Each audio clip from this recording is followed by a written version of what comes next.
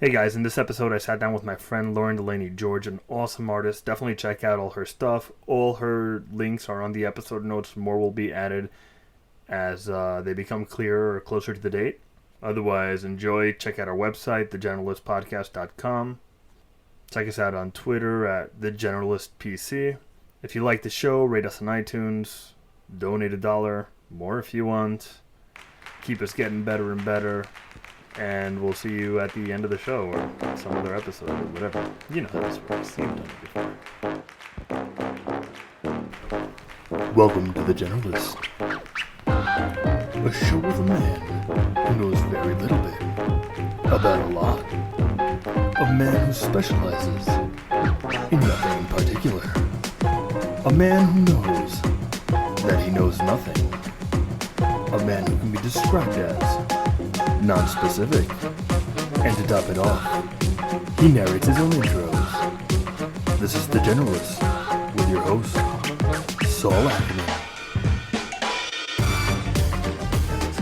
Oh, there we go. Implode. I know, I probably feel the same way with your equipment as you would with, like, my miniatures. Exactly, where, yeah. I throw them around, I'm, like, spilling coffee on them. Yeah. I wouldn't worry about it too much. Yeah, I'm not precious about these things. Alright, so I'm sitting here with Lauren Delaney George. That's your actual name, not just your Facebook name? Yes, that is my stage name and my real name. Good. No, because you never know. These days, people have like a Facebook name and a regular name. Yeah. I had a friend who got an invitation to her Facebook name, which was not her actual name. Really? For a wedding. That's Oh, that's Right? funny. That is funny. I don't want to say the name. That's too funny. Do you think that they actually, when they were sending the invitation, believed that it was her name, or do you think? Yeah, that I think they just really being thought it was the silly? name. That's really funny. Yeah. Facebook age. If you don't know the person's last name, I don't know if they deserve to be I know, invited to your wedding, right? Exactly. All right, so I'm sitting here with Lauren Delaney George. She is what are you? Oh gosh, it's become increasingly difficult. You can list like 20 things. Well, so I studied art history and French, and costume design, theater design, and now I have an online business where I sell dollhouse miniatures, like scale model accessories for collectors and people doing stop motion animation or photo shoots, all kinds of things.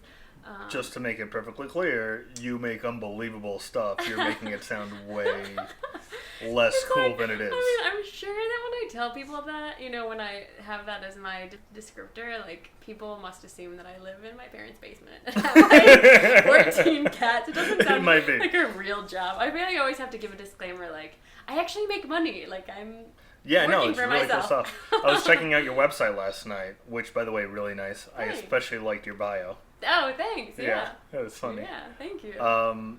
But yeah, no, you make really cool stuff. I've been to your house for some parties. You throw the best parties. Oh, thank you. You are one of the weirdest people I know, which to me is a huge compliment. I take that as a huge compliment. One of the coolest people I know, too. Thank you. Let's start with the miniatures. What got you started? Let's first describe what miniatures are. Yeah, so there are people out there, as weird as I am, maybe weirder, who have these things called doll houses, and they fill them with, well, first of all, they can have all different themes. So you could do, a witch's dollhouse, or you could do a Victorian dollhouse, anything, really your imagination is the limit. And people fill them and decorate them as you would a normal size house, with accessories and furniture, and sometimes dolls, but dolls really are not an essential part of it. So people collect miniatures for the purpose of display in these dollhouses. People also use miniatures, like if everybody's seen stop motion animation, and most of the time those are scale miniatures, but there are different scales. So I work primarily in 1-inch scale, which means that 1 foot is represented by 1 inch in the scale. So like a person is, 6 inches would be like a tall person. How's that work in meters? Oh, yeah. Let me get out my calculator. You only sell to Americans. I know. It depends. I'm like, are American? I guess we're good if only Americans are listening to this podcast, but... I don't know that anybody's listening to this podcast. Everyone is listening to this podcast. So, yeah, and then stop motion animation, generally the scale's a little bit bigger. So I want to say it's like 1/6 scale, but I don't really know. I'm not really sure. It's always different. So there's stop motion animation. I've also had people use my things for like little photo shoots. Fossil, the watch company, they have a blog, and they did like they did an installment where it was like mini watches, where they have these just like a very slender watch band for a normal size human wrist, but in the photograph for the blog piece, they had the tiny watches, like their skinny watches arranged with like miniatures. So they had them with a couple toys, just I don't know, for an interesting juxtaposition. And so they called me and asked me to make some tiny magazines for them. So what got you into doing miniatures in the first place? Well, so growing up, my grandpa made these beautiful dollhouses for all the women in his life. So my sister and I got a couple dollhouses, my mom got a dollhouse, my aunt. And so growing up, we would have a lot of fun decorating them. But it was also, it's a really expensive hobby. I mean, when you start looking at the prices on some of these things, like if you go to a serious show for a serious collector, you would just be blown away. Like, people spend more on miniature pieces of furniture than they do on, regular pieces of furniture. When I did the show for the first time in Chicago, it's this big international show. And to kind of put things in perspective, there was a table of vendors across from us, and the gentleman was a really talented craftsman, and he made these beautiful miniature, like, secretary desks and armoires, and they were running for like $1,200, for one tiny desk. That's insane. Isn't that insane? That's insane. And the thing is, like, the materials, it really depends. I can't speak for everyone, but you're not using that much material. It's a small piece, but it's just the time and the delicacy that it takes to do I imagine like it takes a lot of time to do it. Yeah, and people like that, they're out of my league. I'm way more about slapping it together with some glue. I'm not like, your stuff looks great. I couldn't tell you. I mean, you're obviously in that world more than I, so I don't have much of a basis of comparison. Your good. Stuff looks amazing. Oh, thank you. Thanks. Yeah. So my grandpa made dollhouses for us, and then one year for Christmas I made a box of personalized accessories for my grandma. It had like a miniature version of her wedding dress and some family portraits and that's really cute. Mini quilts that my mom and my grandma had made, and they were like, oh, you should try selling these, they're so great, and I was like, oh, okay, maybe. Before I started grad school and before I was starting this other job in Colorado, I wanted to make some extra spending money, and I started my Etsy shop. Mm-hmm. And I started listing things, and at first the things that I listed were not miniature, and then none of them sold. I was trying to sell like decorative pillows and full-size things, and none of them sold. But the miniatures somehow were in the sweet spot. When I started listing those, I started having sales, and it just got bigger and bigger, and I would list a few more things every week on That's Etsy. really cool. Yeah. Let me stop for 1 second, because I told you that I would text her that when we started. I love that. You're so curious to stay with me. Thank you. All right, I'm sorry. Yeah. No, it's okay. It's okay. So miniatures. Yeah, so I guess I started making them and listing them on Etsy, and I don't know. At first the things that I was making, and it was so perfect. I mean, I'm not really into dolls. I don't decorate a dollhouse of my own, but it was perfect because I could make this stuff out of scrap materials, and that's why I started. I could make it out of. It didn't cost me anything. I had plenty of crafting scrap materials, from other projects, and so it didn't cost anything to make this stuff. What made you or rather, I guess a better question is, were you scared that stuff wasn't going to sell at all, or it wasn't really I mean, it wasn't like a big, and it wasn't a big risk, Right, it's that's like, true. I made it, and it was like less than a penny's worth of material, it's like. Were you more doing it for yourself than you were for the selling, or a little bit of both? So, I would have, I feel like, I could have just as easily gotten, like, a job waitressing, or, like, working at the mall, but oh my gosh, in my time growing up, I can't tell you how many mall jobs I applied for, and I never got any of them. I think it's because I'm so weird, like, I don't know, whatever. So I'm destined to make dollhouse miniatures, not, peddle wares at Victoria's Secret or something. Right. So I was like, I just wanted to make some spending money, and I figured it was low risk. It was something to do. I had, like, an odd couple of months before I was scheduled to start this job working at a dude ranch in Colorado. So it was just an odd couple of months that I needed to fill with something productive, and it's like, it was practical, hoping to make a little extra money, and it was also just really fun, and it was just kind of a way to keep myself busy and out of trouble. That's all right. So I started listing things, and Etsy has been incredible. Etsy's really opened a lot of doors for me. I've had almost 20,000 sales to date, and I've gotten lots of really cool press features out of it. There was one day I was still living in New York, and I woke up to a couple of messages on Etsy from customers, people I don't know, and they were like, "Oh, congrats on the New York Times mention." Oh. And I'm like, "What are you talking about?" You know, I'm like, "I don't know anything about that." And I looked it up online, and there had been a New York Times article about dollhouses, and like, I feel like it's like the obsession with small things or something like that. It was about this author's discovery of tiny things, and she was living in a tiny New York apartment, and she was like, "Oh, I can have the furniture of my dreams." You know, that's amazing. It's just tiny. I did see. I saw you were on the New York Times. I saw that you were featured on BuzzFeed. Yeah. Which is what?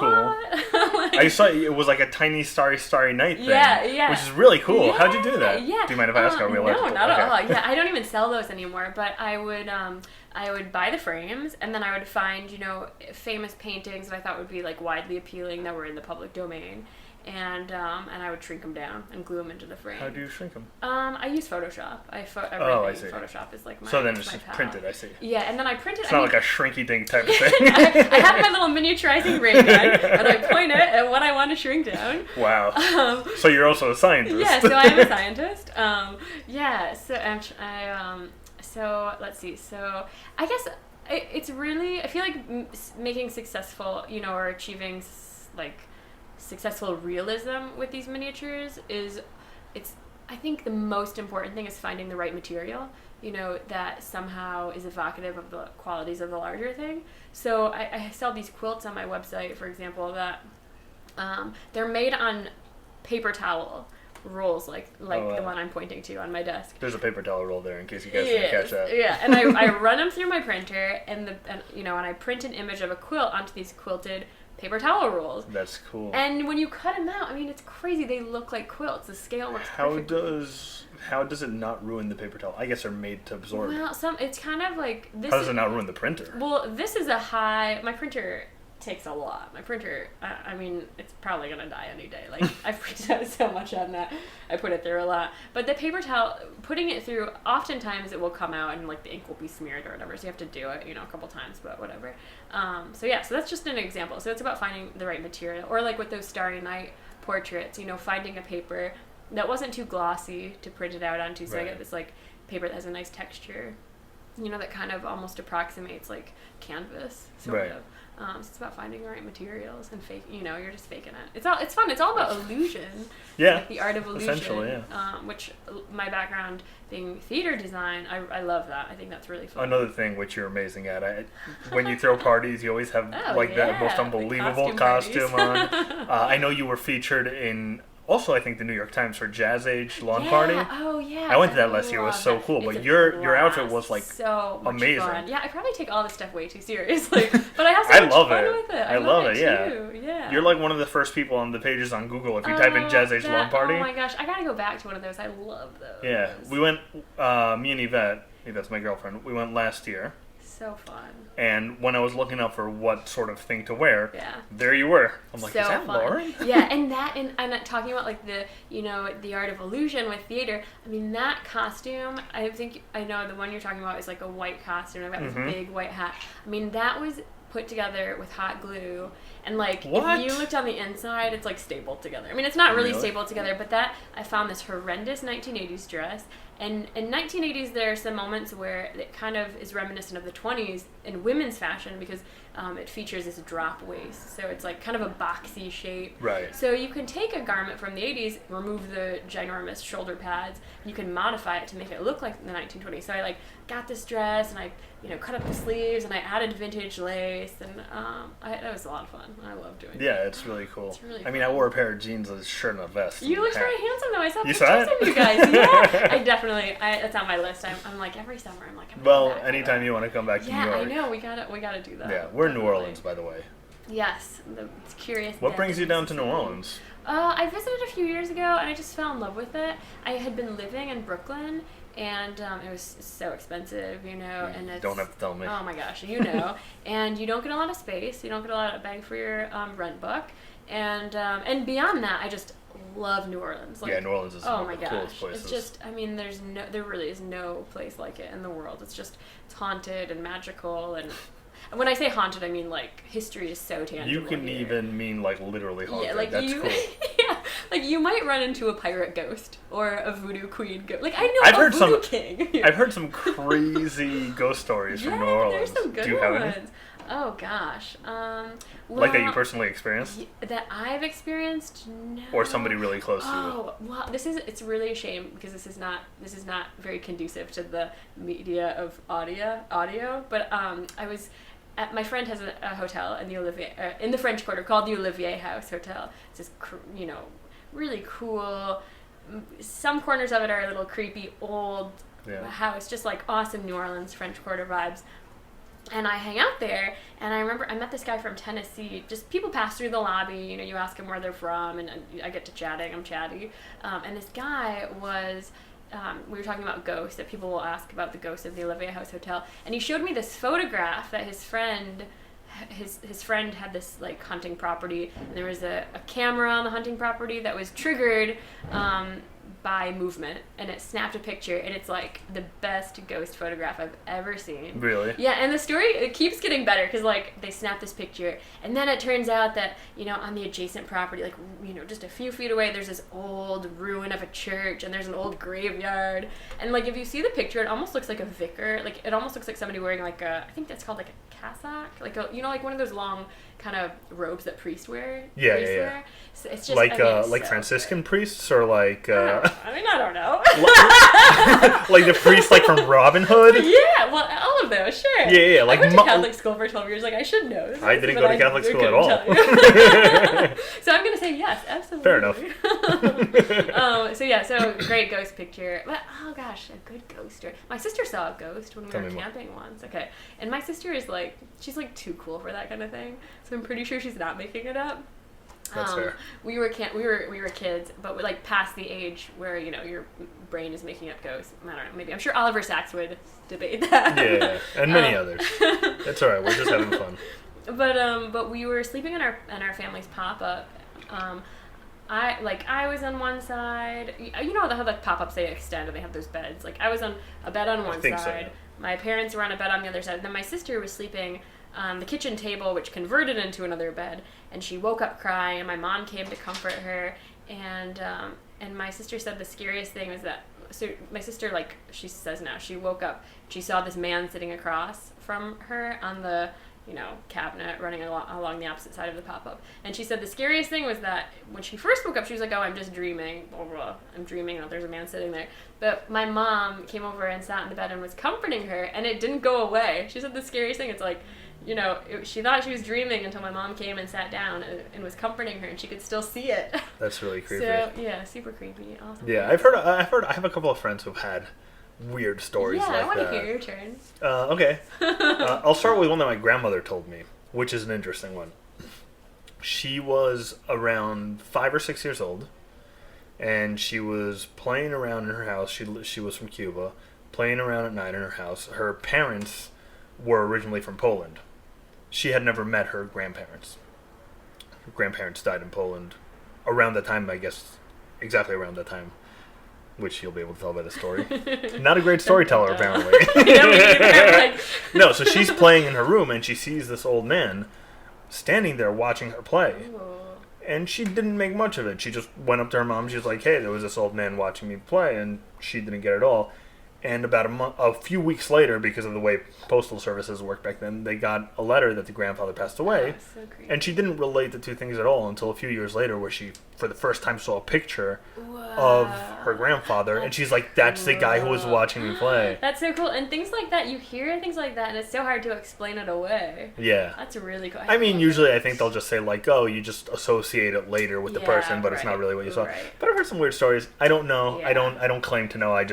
They're fun, at least. Yeah, oh, absolutely. I love them. And New Orleans is so good at them, And you go on these tours of the French Quarter, and you hear, I don't know, just the legends and the history and how they intertwine, and one becomes the other, and I love it. On a podcast called Snap Judgment, I heard a story about a place in New Orleans. What's it called? The Lalaurie Mansion? That might have been it, yeah. Really creepy story. Super creepy. Yeah. Super creepy. And that's so, when I first came to New Orleans a few years ago, I went on a bunch of those tours. Like, not all. Like, I didn't just go on the same tour over and over and over again. But, like, you know, do that. I did the cemetery tour and the French Quarter Ghost tour. And afterwards, I was really fascinated. Like, these stories that the tour guides are telling, you know, they'll tell this story about, like, there's this vampire who is supposedly here.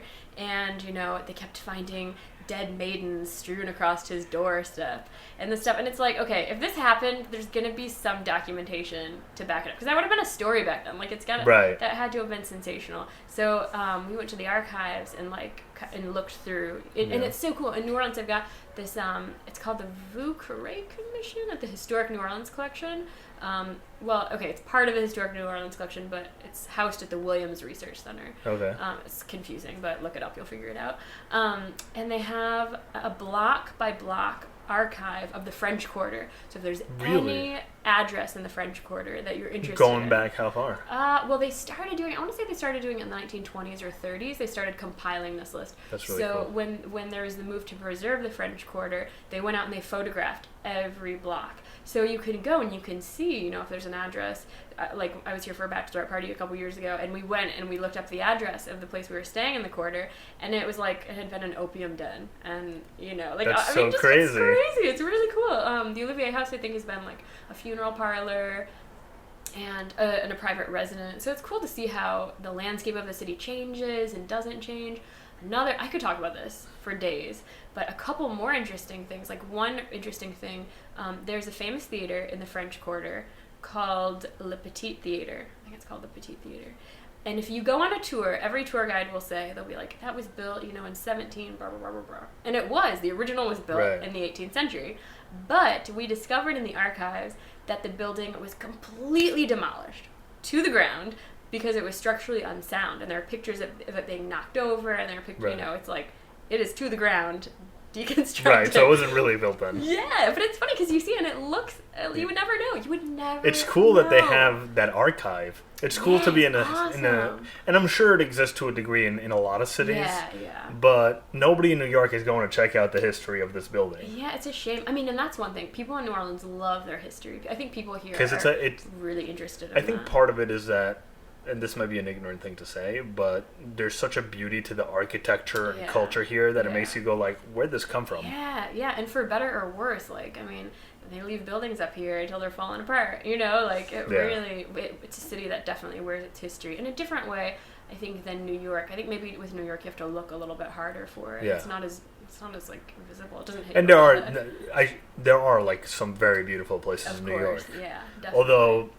it's, I guess because of the French influence and even the Spanish influence here, there's a very different kind of architecture and culture than you see in the rest of the United States. In my experience, not that I've been everywhere. I've been to most of the East Coast. No, but I think that's fair. I think that's fair. It's one of a kind. There's no other place like it. Yeah, it's really such a strange place. So, did you grow up in New York?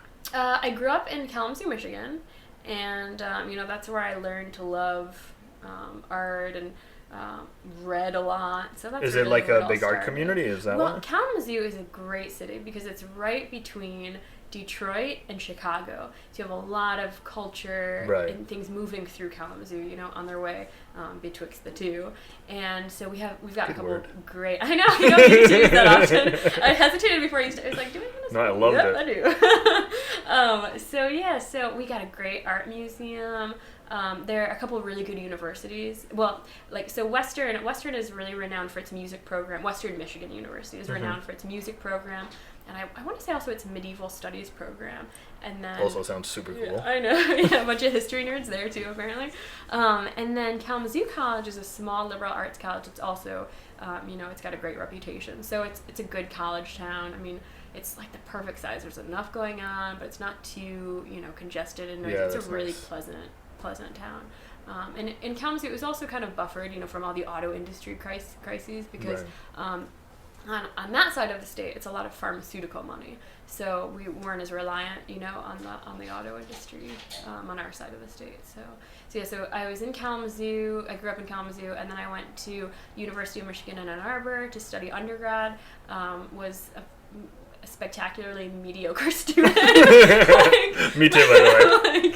patting myself on the back. Mediocre is giving me a lot of credit. I mean, I've always been really passionate and excited and curious, but that is balanced out by probably a pretty serious case of ADD. Undiagnosed. Mine's diagnosed. You know what? I'm a big believer in the idea, and maybe this is just me stroking my own ego, but that very often it's not the top students who are the people who really get the material, who really like, and who really do well in everything in life. It's usually like the people somewhere in the middle. It's the people who are more interested in the material and are less interested in the grade. Yes. I mean, I couldn't care. I never give a shit about grades. High school, I cared about my grades a lot, but I never had a 4-point. It was always just as important to like do theater and do a sport or whatever to do all those things. And I find that with myself, like if I'm interested in something, I'm gonna invest in it obsessively. I'm gonna, like with these projects I'm working on now. I mean, that's all that I can do besides eat and sleep. But if I'm not that engaged with it, then I'm the same way. I couldn't be asked. If I don't care, I couldn't give a shit less.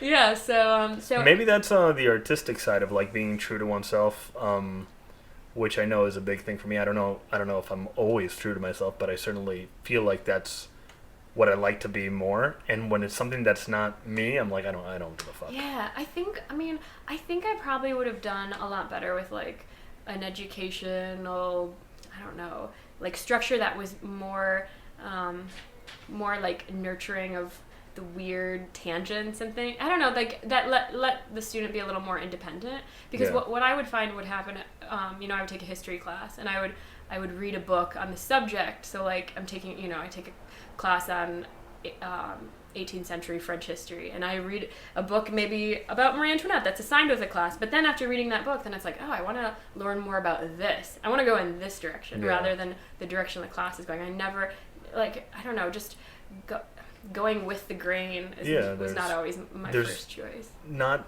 a lot of, I feel there's the structure that school system has, hard. And for the people who don't work well within structures, it's horrible. Yeah. I had horrible experiences in it's hard. school because of that. It would be good, if there was some way of being more nurturing of, this passion, which was very genuine, but often and still takes me in different directions. Yeah, and it's hard to figure out how you would do that in a school system, but allowing somebody who like, I got interested in this, let that person explore that, have somebody help them out with that. Because you still have to have a standard of grading. It's like, I mean, I don't know about have to, but yes. I think like the exception, I know.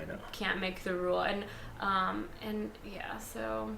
But I feel there's a large number of these exceptions, and people who aren't necessarily dumb, who very often are very smart, but they don't fit into the traditional model of learning, and I mean, for me, there was nothing I hated more than people telling me, do this. I know. You tell me do this. I know. I'm not doing it anymore. That is the truth, and I think my teachers would probably, if they could hear this, would be rolling their eyes and nodding to that. Like, I mean, I remember one of my teachers in graduate school, like, she almost had her hands out, like she wanted to squeeze my brain. It was like, she's like, I look at you and you're smiling and you're nodding when I'm talking, but I can see the wheels turning. Like, I know that you're gonna go do the opposite, and it's almost like she wanted to reach out and like shake me. I don't know. I think I guess for me, like my education, my time at U of M, my time in grad school, it was still so valuable. But it's because I made it so. Yeah. My grades weren't the best, but I was actively pursuing, learning and reading, and my favorite thing, like one of my favorite memories still from grad school and undergrad, is just getting lost in the stacks and then going home with like 50 pounds of books in my bag. When I love that, it doesn't necessarily conform to, like, those books might not have been on the syllabus, but I'm still going to be reading them. I don't know. It's never, well, I shouldn't say it's never, but it's almost never the conformists who do anything great. But I guess no it's insult to conformists. They're wonderful. We need them. We need, nonconformists to do the weird things like make dollhouse miniatures. If there were no conformists, I wouldn't know what to not conform to. And you wouldn't have any subjects for your podcast. Yeah, exactly. But I think, like, I've been increasingly recently turning my attention to, like, I don't know, the possibilities for education online. And it seems like we're moving in this direction where it's like, for example, I'm doing this project right now that's based on Shakespeare's Tempest. And as I was delving into it, I was like, I need to brush up on Shakespeare. I want to hear intelligent people talking about this play so I can start this conversation in my own mind. And I look up on YouTube, you look up lectures on Shakespeare, and you can sit in on Harvard lectures. There are Harvard lectures and Yale Ivy League lectures that are on YouTube. That's unbelievable. For free. So, I don't have to go into debt. Education these days is a wonderful thing. You really get a hold of things that in the past you never would have been able to do. The access is just, it's got to be unprecedented. What you have, every answer, well, not every answer to any question, but, if you want to learn how to use Photoshop or you want to do this or that, learn how to make a podcast, the answer, the tutorial is, it's a Google search away, really. Yeah. I just saw this video of this 9-year-old girl who learned to dance, and she's an unbelievable dancer just by watching videos on YouTube and copying it, and it's unbelievable. It's so cool. I think it's amazing. So, and I think that's what's really cool about podcasts too, is that, like we were talking before we started about, I love Radiolab. I listen to Radiolab when I'm working and I want to feel smarter. But it's just, it's just so inspiring, and it really just reminds you to stop and wonder at the world, and just, I don't know, it's really, I feel like in that 20 minutes or however long an episode is, they really just are able to capture the sense of wonder, and you learn something, and it leaves you questioning things. It's so good. Yeah, same here. I listen to podcasts all the time, as I was telling you, and it's the same thing. It's just like, holy shit, I just learned so many things that I didn't know before. That's legitimate. That's a legitimate form of education. And I'm a strong believer, obviously, like self-education being, I think, more, at least as valuable as, taking the initiative, at least as valuable as somebody telling you to go read that book. I think possibly more valuable, because you go in it with your own interest, and therefore you go where you want, and you learn better, you learn more. Yeah. I think, you need people to kind of sometimes corral and steer you, push you and provoke you.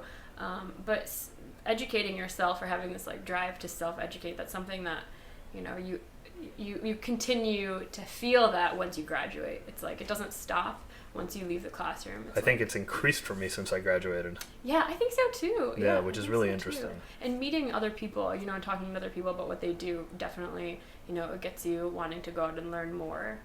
Part of the reason why I'm doing this. Yeah. Because I learned tons from people. It's so cool. It's so much fun. Yeah, definitely. And there's some strange corners of the world. Yeah. We may just be one of them. Yes, we're in one of them right now. So you're working on a book you were telling me about. Yes. Can you tell me a little bit about that? Yeah, so I'm really excited about it. I'll try not to talk too fast and jump on my Enjoy words. yourself, you know what.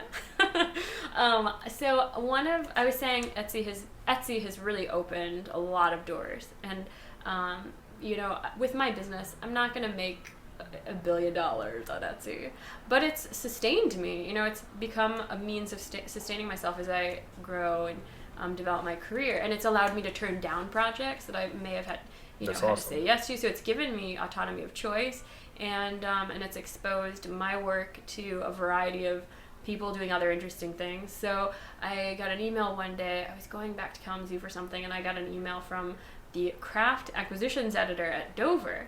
And it was so funny. She was like, I've been stalking you on Etsy for a couple months. I wonder if you would have any interest in doing a do-it-yourself book with us.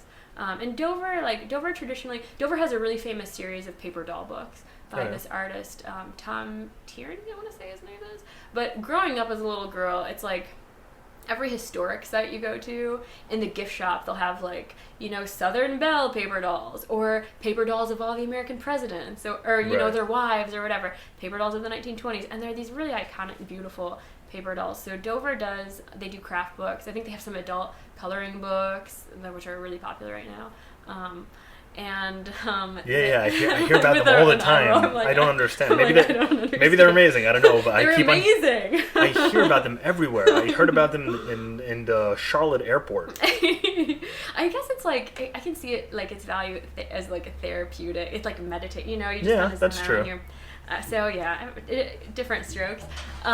So they've got paper doll books, they've got do-it-yourself books, and then they have they will publish works that have fallen into the public domain. So the classics. So if you want to read The Tempest, they have a paperback version of that. You can buy it for your class or whatever. So yeah, so I was excited that a legitimate publishing company that's reached pretty out impressive. to me. I'm honestly not surprised. I am surprised. I mean, like this whole time, I'm like, people are usually harder on themselves, but your stuff's pretty impressive. I'm like, it's just so funny because it's like you can see this. I showed you earlier the set that I built for this book, so cool. And like when you look at it, okay, when you see a photograph of it, I've put it through Photoshop and I've edited out the creases and the dog hairs and blah blah blah blah. But if you see it up close, I mean, it's so rinky-dink. I mean, I'm not like, this is not astrophysics. No, but it's still pretty cool. There's a lot of people, perhaps myself included, who couldn't do what you did there. Well, thank you. For real. It's like I feel like, I started doing this at my parents' kitchen table, and I still kind of feel like kind of just in awe that people, first of all, even want to buy it, that they're paying me for it. But second, that like, somebody like the New York Times would want to mention it, or that they would want to make a book of it. I mean, and with this book, like, I don't know how to make a book. I've never done it before. I'm figuring it out as I go along. And I'm like teaching myself how to use InDesign. I have no idea what I'm doing. I want to throw my computer at the wall on a regular basis. I'm like, every night I lie in bed and I'm like, oh my gosh, can I do this? Am I going to do this? But I don't know. That's how it is with every project. Like, you have these moments where you're like, is this going to come together? Blah, blah. But it's really kind of exciting because it's just totally uncharted territory. It's Which is great. To a certain extent, you're sure of your skills, and you're like, well, I know I can do this.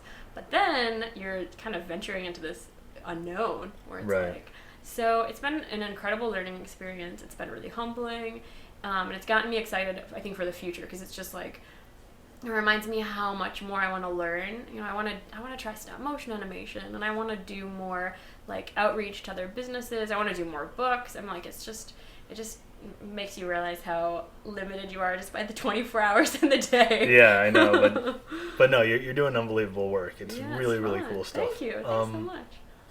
Have you ever felt like doing miniatures makes you pay more attention to details in your day-to-day life? I mean, I don't know. I feel like there was some instance of this question the other day. Do you want to let him in? Where I was, yeah, I can. Yeah, sure. I know you don't have to. I'm just saying if you want to. It sounds like a ghost down there.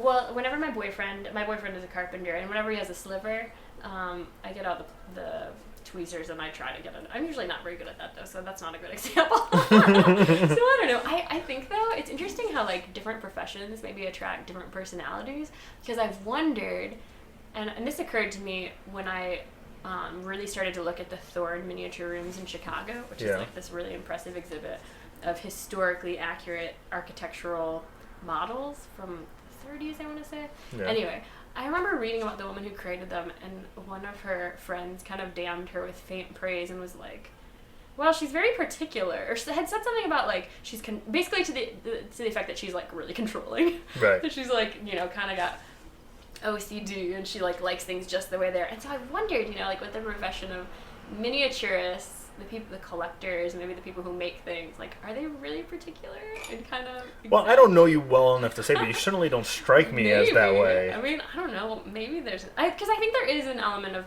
it's like when you create a miniature scene, there's like a power element to it, or an element of control. I always think of the Egyptians. They would make they would bury their, pharaohs and their noble men with these miniature models of scenes of industry. I didn't know that. Yeah, it's incredible. You have to go at the Metropolitan Museum of Art. They have in the Egyptian wing, which is like one of the best parts of the museum.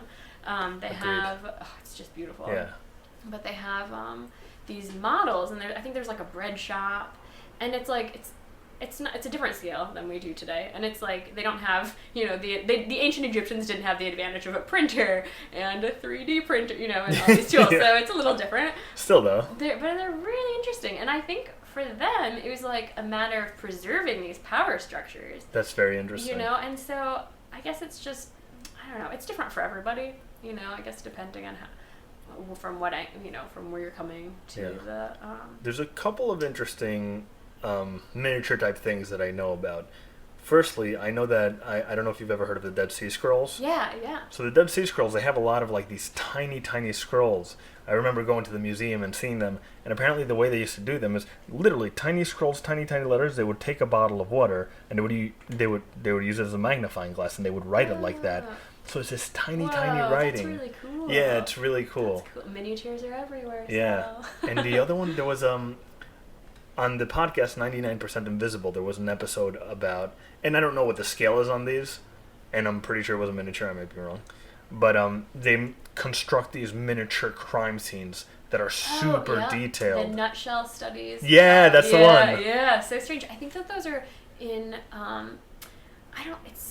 there's some like crime center or something in Maryland somewhere where they're on display and you can go see them. Yeah. So weird. Like I would love, well I don't know if I would love to meet that little old lady who made those, but what a weird, I think she must have been did she not pass? Yeah, she passed. I think she was, her time was a different but she changed, so crime. Well, the exploration of crime forever. Yeah. So good. It's so good, and it's like, I love it. Just this image of like this little old gal making miniature scenes. Then you look and there's like blood everywhere. In the closet. Yeah, there's like it's so weird. But like even my customers now, I mean, a lot of people will make like.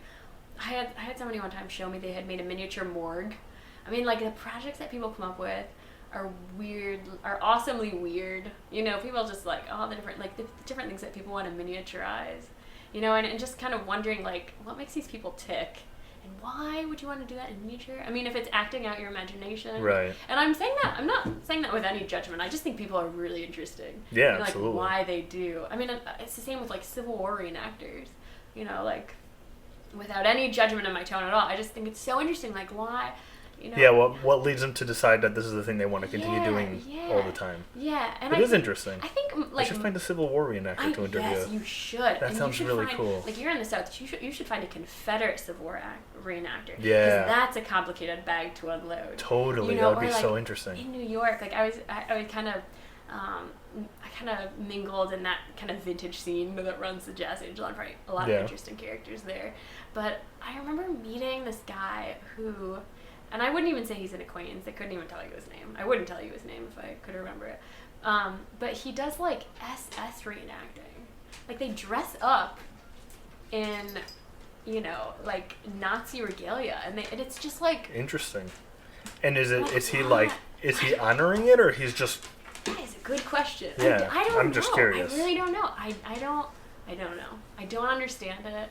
I think that history has different access points for different people. Yeah. And maybe like stepping into someone's shoes, it helps them, to understand that. Yeah. But I don't understand the SS reenacting. I don't understand it. Yeah.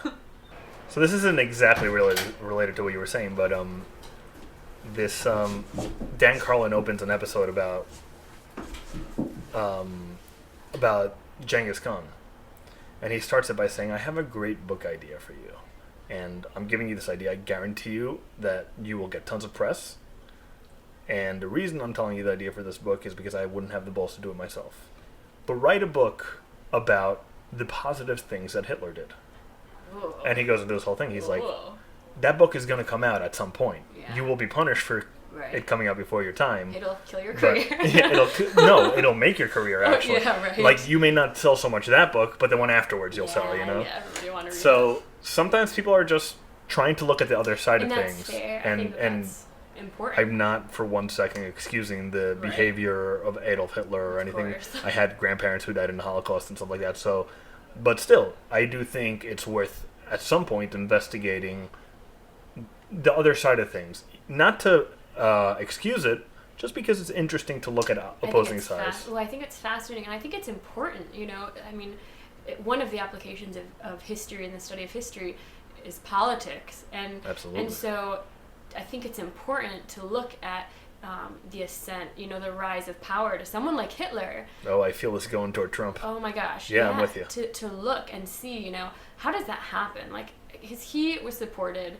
by a lot of people. How does it happen? Like, what buttons is he pushing? How do we avoid I think fascism in general tends to tie itself to the mythological sort of beliefs of the country, and Hitler very much did that in Germany, also Mussolini in Italy. So you don't see it coming because it's not exactly the same. It ties itself to your cultural beliefs. Right. So, the United States has a cultural history of fear of other people's, and currently, we're constantly pushing in the media to fear this person or fear that person or fear these people, And you just start saying that, and the little parts of people that believe that start believing it, and Yeah. you go, "Oh no, he's not like that. Right, He's not like right. this. He's It's just different." he's telling the truth." Right.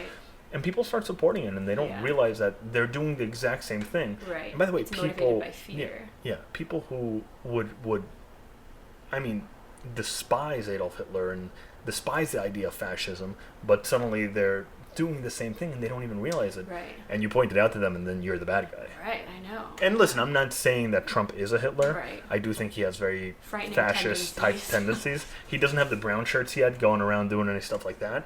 But But the inciting crowds to violence. yeah, You no, know? you don't have to tell me. I'm not a fan at all. He's Right. doing some stuff that's really not cool. Right. Which is a very nice way to put it. Right. But yeah, I mean, it'll be what it'll be, and ultimately, all we can do to stop it is vote the best way we can vote. I mean, I don't know. I'm really across the board. I'm disappointed. I don't know if you want to like. We can. I'm that's not fine.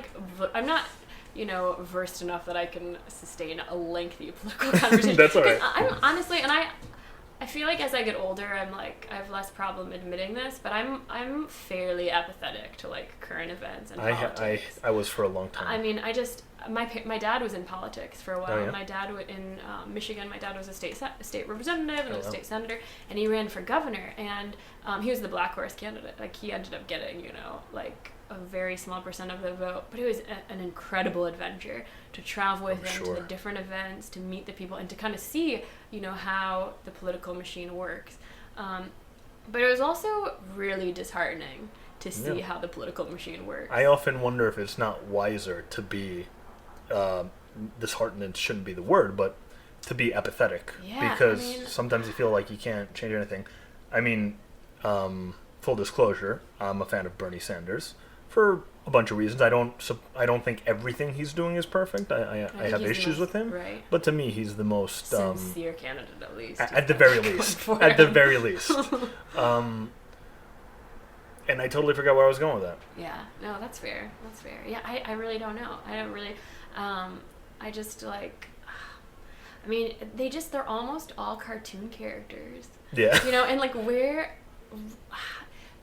I want to vote. I want to exercise this right that women Yeah. and people have fought so long for me to have. I want to exercise that right, but it's like I don't want to cast my vote for any of these people. I'm with you on that. There's like it's almost like when you vote, you're like sort of condoning. I don't know, but if you don't vote, then I hear what you're saying, and I happen to sort of agree with you in a way. I am going to vote this time for sure if Bernie Sanders gets a Democratic nomination. Yeah. I'm not a Democrat. I'm an independent. I don't like either party, to be honest. But to a degree, I have the same issue as you. I go, I'm not going to vote for... If I have two horrible options, why should I choose one? Yeah. And one may be yeah. the lesser of two evils, but why Yeah. should I encourage that system? Yeah. And then you have the other side that says, well, but if you don't choose the lesser of two evils, you might get the more of the two evils. Right. So it's a complicated thing. But the idea of people saying you have to vote, I'm not a fan of that. I think you have a right to exercise the right not to vote. But then it's like, You get demonized for that. Yeah, like I hate being passive at the same time. It's hard. And I almost feel like, and I've thought about this. I feel like, well, first of all, I feel like I live my life. I try to live, and I would say, full disclosure, I would say that I tend to be more libertarian. Like, philosophically and politically, I would say I am socially liberal, but fiscally conservative. Okay. I mean, I don't know. This country is like, I don't know. It's more of like a philosophical conversation than I'm not Absolutely, up to date. I I couldn't do argue this. with you by citing bills that are being passed. I mean, Nor I can do I tell you wanna know. right now that New Orleans sales tax was just bumped to 10%.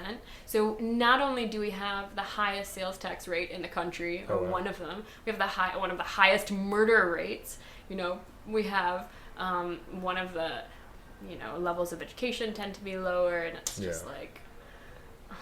Ideally,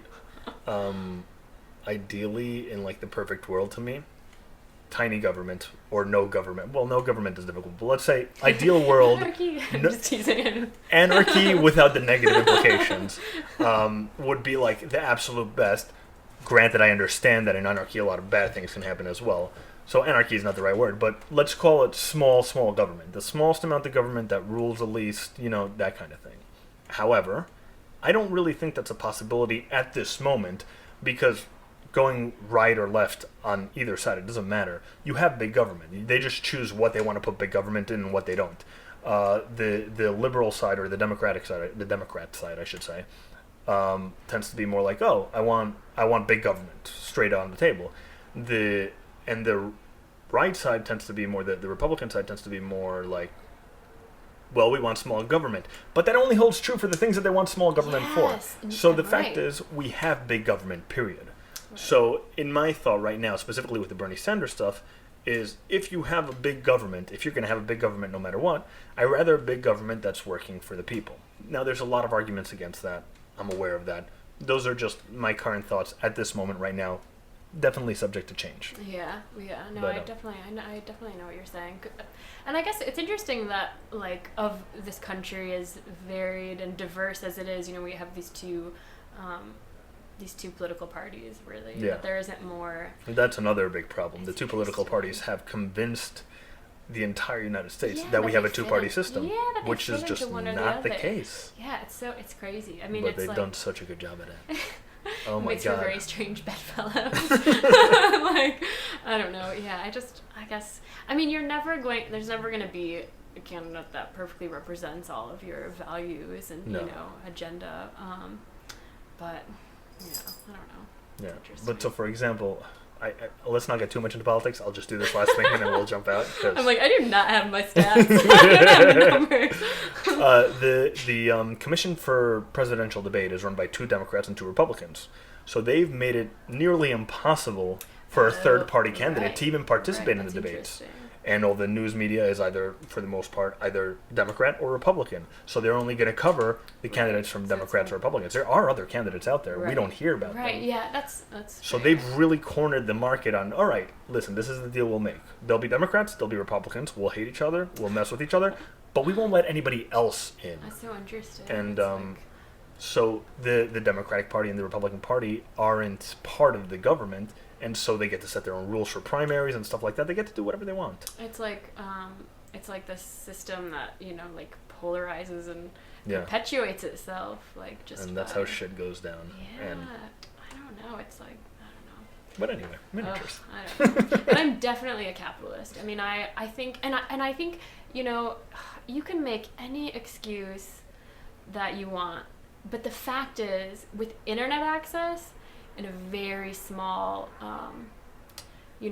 set of resources at your disposal, you can really move mountains. I mean, you can do so much more. There's no excuse. The only part in which I disagree with you, and I do agree with everything you're saying, is that very often you need the paperwork for it. You can't just be educated in the subject, but you need a degree or a license or a certification. And some people don't have access to that. Right. So you can be just as well educated as the best college graduate, and it's a lot harder for you to get a job or anything because you don't have that degree to show that you have that. Right, and it makes you wonder if that will change, I mean, that would be really interesting. If that'll shift, like, as people move away from the, I mean, with the student debt bubble, it just makes you wonder if eventually the pendulum will swing the other way and fewer people. It would be interesting. Well, the more people who get college degrees, the more people who, have those degrees, the less meaningful it becomes when everybody has. That, I mean, it used to be not everyone went to college. You go to a technical school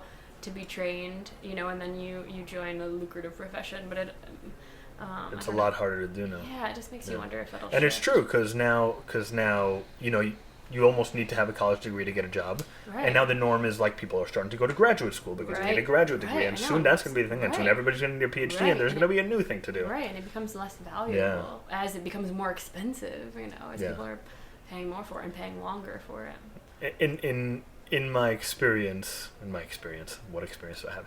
In my view, I think things will not get less bureaucratic. They tend to get more bureaucratic, which I despise. More red tape. Yeah. It's frustrating. Yeah, when it feels prohibitive to, pursuing what you want, that's not good. But anyway, let's get off of politics, because that's a depressing subject. And let's get back to miniatures. You were telling me about the book you're making. Oh, yeah. So back to paper paper dolls. I really like this is what I should be talking about. So I'm doing this book of paper dolls with Dover, and it's really a book. It comes with these 2 paper dolls and then instructions and templates to make a whole closet full of clothing for the paper dolls, 3-dimensional clothing that you sculpt out of paper, and scrapbooking materials. So I've been working on that, and I've been building these miniature sets to photograph them in, because it's the story that kind of brings it all together. It's a story of these 2 sisters who set off on adventure in the 1880s, and then the book lands in the 1920s, and I've taken great artistic license with the clothing, but I looked at a lot of research, and I built these sets. So they hop from their family parlor in Detroit to a circus to a showboat to New Orleans. So I wanted to cover a good spectrum of time periods between the 1880s and 1920s, and also just a variety of interesting adventures. I didn't want them to be just the princess paper dolls, or right.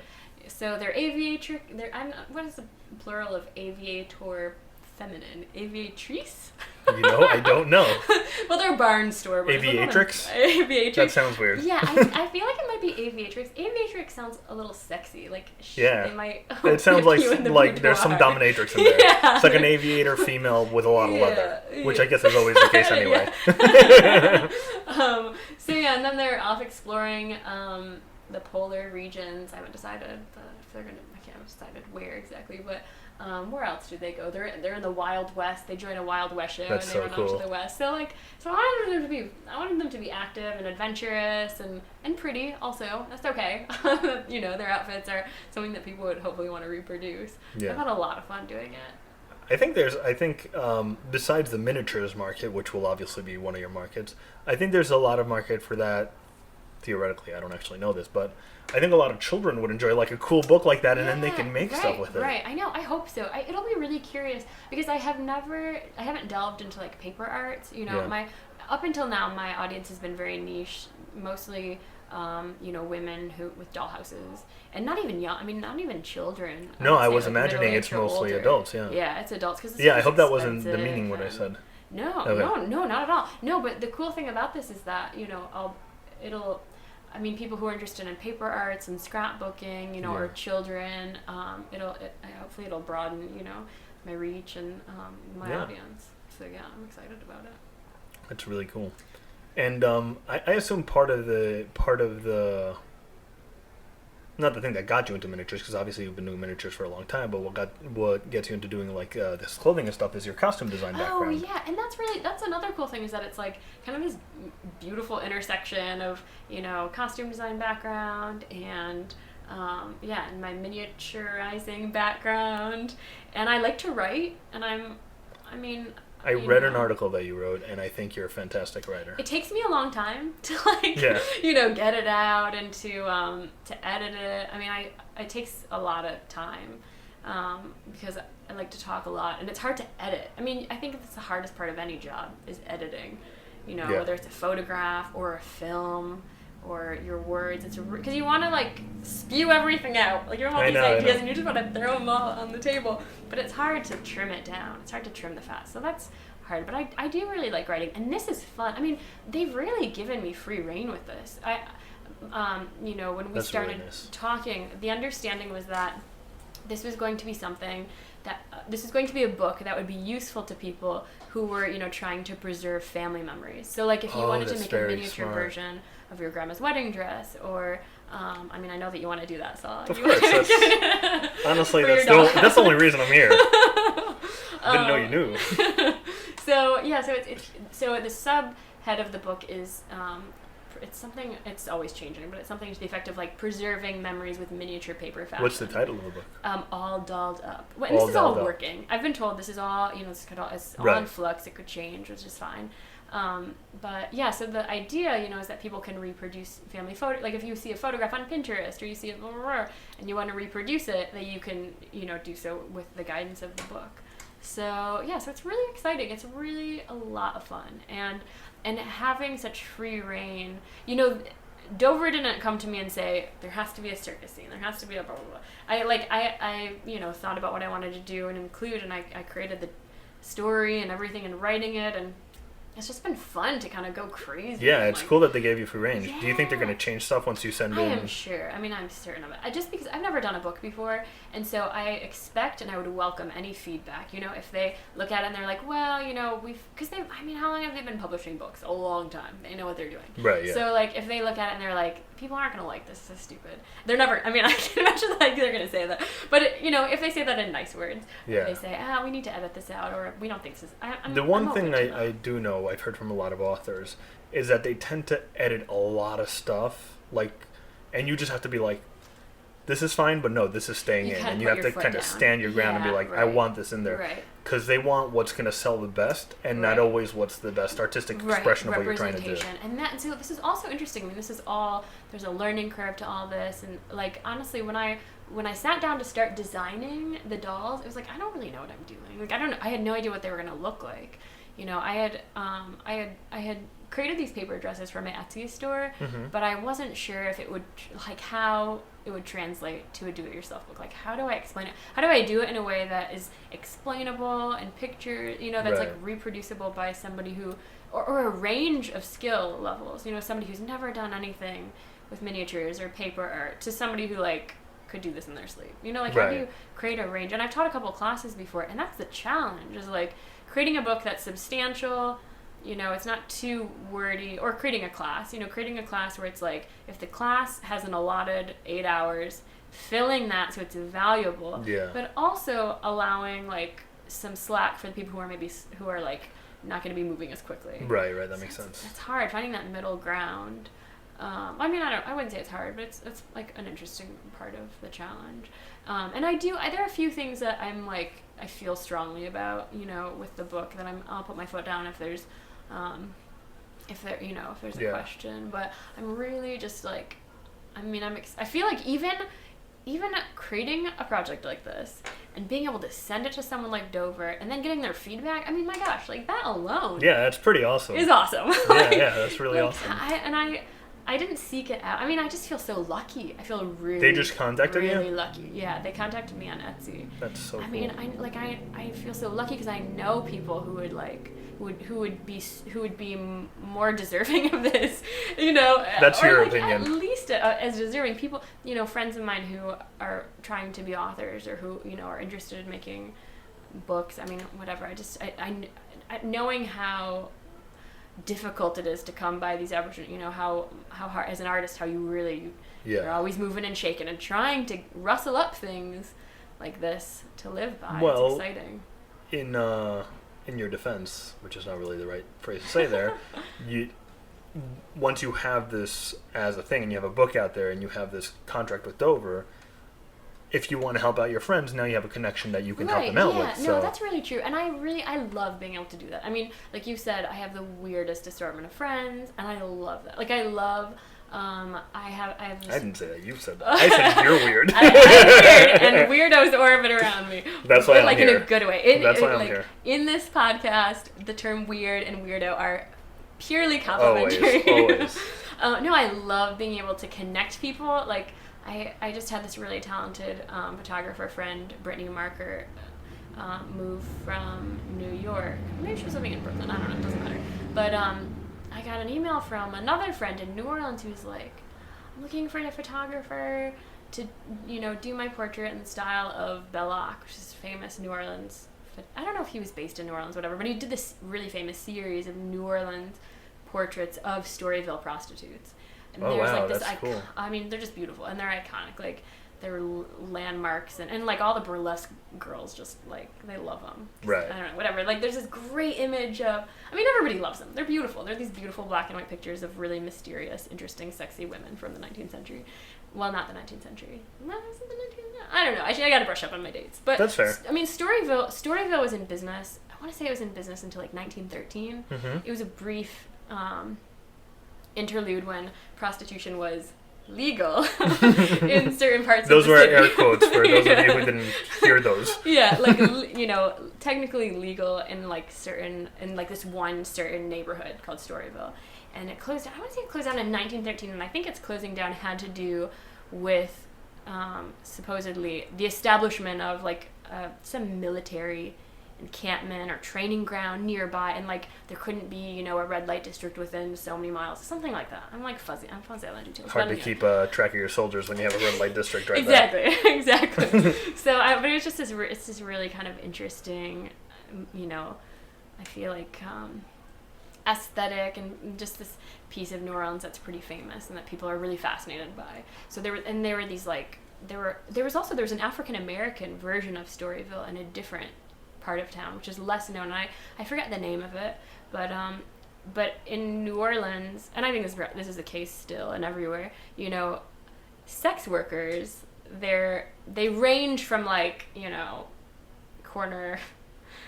a corner, you know, right, yeah. rendezvous to like geisha level stuff. Oh my gosh, yeah. And so Storyville was famous for its like, you know, opulent, mahogany encrusted brothels run by these flamboyant madames, famous in the city, you know, high figures in the city, would run with the politicians and like, you know, kind of simultaneously reviled and also looked up to. So interesting. So it's a really just like, I mean, it's when you stop and think about it, it's dark because these women were being exploited.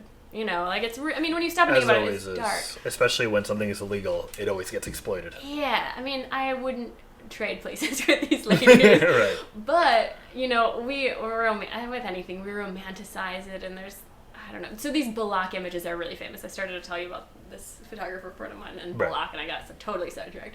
Balak. Anyway, so my friend was looking for some photographs to be taken of her in the style of these, and a disclaimer: this friend is not a prostitute. She's a beautiful, I would imagine that. But like the prostitutes in Balak's photographs, they're, by our standards, they're so modestly clad. They're like, you know, covered in corsets. What is it, like Victorian era? Oh my gosh, it's like so and then they're wearing like these, you know, these really sexy striped stockings. So they're not letting it all hang out. They're not giving the goods away. Right, it's like Amish porn. I'm gonna take that out.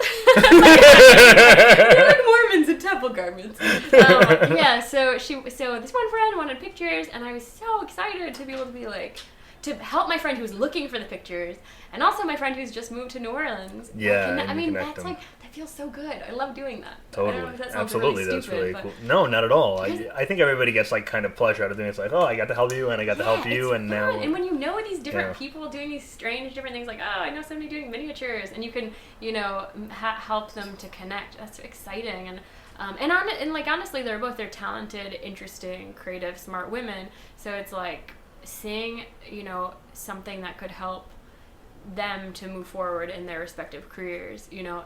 Of course. And I mean, I'm not taking more credit than is due, but I look at how much people have helped me along by giving me opportunities. Pay it forward. Yeah, and I don't know, like, you just don't know what that next step. I don't know, yeah, sometimes a little thing that you do could be a super helpful thing. It could be that thing that makes Dover call you. Yeah, and I just feel like I have this enormous debt, you know, to pay forward to people who have believed in me or encouraged me or whatever, given me a job or taking a chance on me. I just feel like I'm always going to be paying it off. I mean, but it's a good, you know, it's a good kind of debt. I think that is an awesome place to end. That's a beautiful thought. Anything you want to promote before we end it? Well, so I'm doing this really interesting project. I got this email from the National Building Museum in Washington, D.C., and they are in collaboration with the Victoria and Albert Museum in London, which has a special branch dealing with childhood and toys and, you know, ephemera of childhood. They are doing an exhibit in D.C. at the National Building Museum of dollhouses, and you know, so anyway, so they're doing part of the exhibit is this installation. I want to say it's 20 different pieces commissioned from different designers in America to create a dream room. Yeah. So basically, I got this email asking if I would participate in it and create a dream room. So the National Building Museum sent me this 15 by 15 wooden boxes, behind you, and I get to fill it with whatever I want. That's so cool, and you're going to be featured in the museum. Yeah, and so then I send it to them. It's due. I have to send it so that it arrives by April 22nd. The exhibit opens on May 21st. So I'm working on that. And that's this project I mentioned that's based on The Tempest. I'm creating the scene of Prospero's exile. Oh, wow. So, you know, Prospero and his daughter are cast out of Milan by his usurping brother. I actually never read The Tempest. It's really good. It's beautiful. I mean, it's beautiful language, interesting characters. So when is the exhibit? The exhibit opens on May 21st. May 21st. Go check out I'll try and put this out before May 21st. So you've got a deadline now, Sal. Yeah. I think you're now going to be one of the first episodes out. But it's going to be open until January of 2017 on display. Oh, all right. So go there sometime between May 21st and the end of the world. And supposedly they're auctioning off the room boxes, so... You know, buy her boxes. Yeah, they're badass. They had $1 million on it. I mean, it's not completely ready, but it's still kind of cool. So that's what I'm working on. So the book and the museum exhibits. That's pretty exciting. Awesome. Check out your website at www.ladydelaney.com, and follow me on Instagram, which my Instagram handle is @lady_Delaney, and because I've become addicted to it, and I post all the time, and I follow you on Instagram. The coolest shit is on there. Definitely follow her. I post weird stuff. Awesome. Tiny things. Thank you so much for doing this. Yeah, thanks so much for having me, Saul. No, are you kidding? It's my pleasure. All right, let's show this down. Hey guys, thank you so much for listening. That was a super fun episode to record. Check out all of Lauren's links, all of her stuff on the episode notes at thegeneralistpodcast.com. Any comments, send an email to thegeneralistpodcast@gmail.com. Follow us on Twitter at thegeneralistpc. If you like the show, share it with a friend. Rate us on iTunes. Donate $1 or if you want. And have a good one. See you in the next episode. That's really cool. Let me stop for 1 second because I totally did have a time that when we started. Hey, Yvette, we're about to start. All right. Talk to you later. All right, hi. All right, bye. Thanks. Bye. You're so curious to stay with me. Thank you. All right, I'm sorry. Yeah. No, it's okay.